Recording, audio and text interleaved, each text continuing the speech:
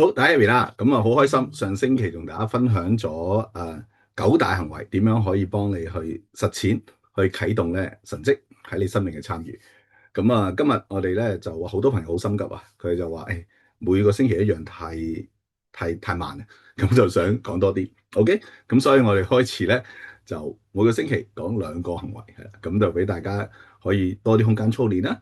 咁如果你未睇翻上星期講緊第一個點樣可以喺行為上嘅操練，點樣執行呢？或者點樣操練呢？咁你可以睇翻我哋之前嘅影片啦。咁所以今日咧去到第二個行為，就係我哋要嘗試去問自己乜嘢啊？問自己兩個問題。第一個問題就係天父點樣睇呢件事呢？OK。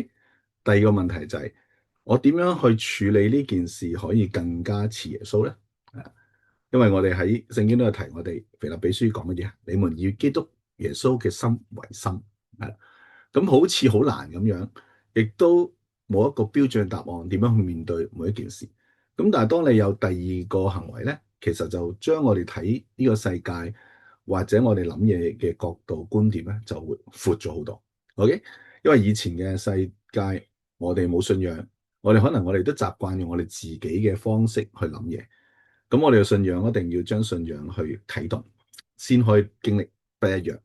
咁我哋可以嘗試第二個操練就係多啲問，當呢件事發生，天父爸爸點睇咧？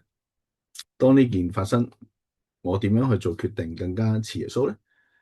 咁不斷係咁去操練，由最初可能你聽唔到天父點回應你，聽唔到耶穌點回應你，但係咧肯去操練，慢慢習慣咧，你就會發現咧有好多唔同嘅金句啦，會喺你個腦海出現啦，亦都會發現咧真正有聲音咧會即時話俾你聽，可以點樣係更加行為得更加似耶穌。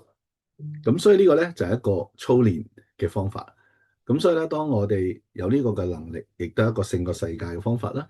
讓我哋睇嘢嘅角度咧，就唔好似一般冇信仰嘅人，或者冇耶穌喺我哋心入面嘅人，而我哋一步一步咧，去透過呢啲咁樣嘅整合啦，去經歷到咧點樣可以思想同埋行為上面咧一啲嘅改變整合。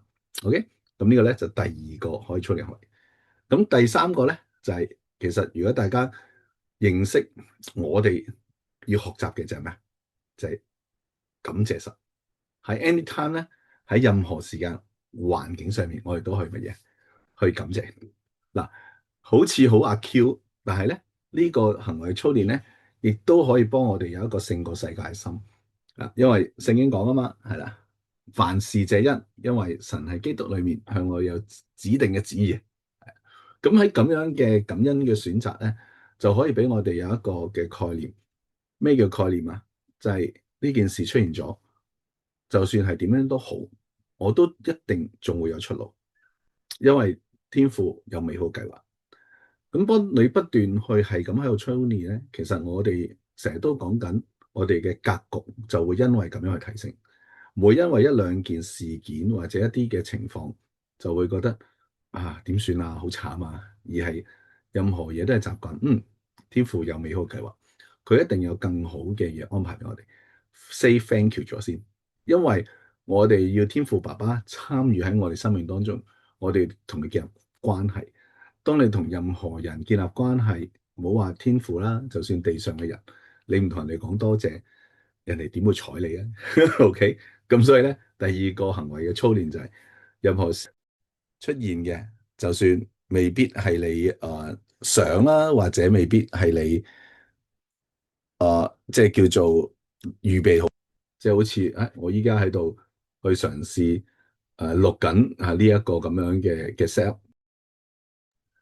咁突然間咧，我發現咧一個鏡頭好似跳咗出去喎，跟住我發現咧慘啦點解咧？我又好似用唔到我原本想用嗰個嘅鏡頭喎。OK，咁我用翻我個電腦鏡頭得唔得咧？我試一試先啦。OK，應該 OK。咁咁好似呢啲狀態，咁係咪好負面啦？部機無端端輕咗。咁但係 anyway，我要感謝天父，OK，因為咧佢俾咗我機會咧去學習咧，天父有美好計劃，任何事咧都會有一啲嘅安排係有機會超乎我哋所諗，係我哋眼未所見、耳未所聞。咁當你面對任何事件，你都有呢個盼望，有呢一種嘅能力去建立、提升你嘅格局，咁你就可以咧喺成個世界就會更加得勝。如果做生意嘅朋友，可能你更加明白我所講嘅，因為當你一個階段建立你嘅生意，或者你會面對更加多嘅壓力，你嘅團隊更加大。咁所以好多時啲人就會諗，不如退休啦。其實倒翻轉頭，有冇諗過透過呢啲操練，去令到自己有能力去承擔或者處理到更加大嘅壓力咧？咁你一定做到嘅，因為你係神國 CEO 嘛。OK，咁今日分享到呢度啦。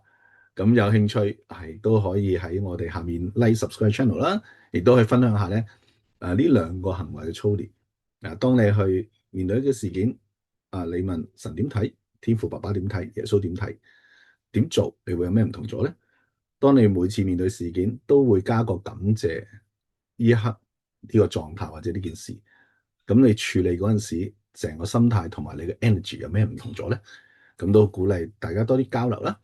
咁嚟緊下星期再同大家分享第4同埋第5個行為操練，讓我哋大家一齊經歷咧，有信仰可以活得不一樣，有信仰可以勝到呢個世界，每日更加喜樂去挑戰，去同耶穌同行。OK，好，今日講呢度，拜拜。